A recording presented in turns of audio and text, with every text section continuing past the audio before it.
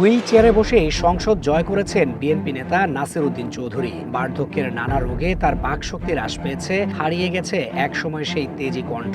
চলাফেরার জন্য প্রয়োজন হয় অন্যের সহায়তার। তবুও হুইল চেয়ারে করে সংসদ ভবনে এসে দেশ সেবার শপথ নিয়েছেন তিনি। ভবিষ্যতে হয়তো হুইল চেয়ার সহ সংসদ অধিবেশনে দেখা যাবে হার না মানা এই সাহসী মুক্তিযোদ্ধাকে।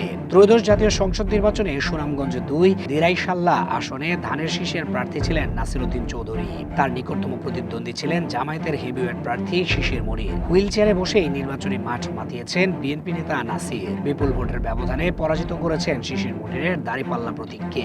অসুস্থতার কারণে নির্বাচনী প্রচারণা ও ক্যাম্পেইন স্বাভাবিকভাবে করতে পারেননি নাসির উদ্দিন চৌধুরী। দলীয় মনোনয়ন ঘোষণার একদিন আগেও তিনি অসুস্থ অবস্থায় সিঙ্গাপুরে চিকিৎসাধীন ছিলেন। কিছুটা সুস্থ হয়ে দেশে ফিরলেও বর্তমানে তিনি চলন শক্তিহীন, হাঁটাচলা করতে হয় অন্যের সহায়তায়। এমনকি স্পষ্টভাবে কথাও বলতে পারেন না আগের মতো।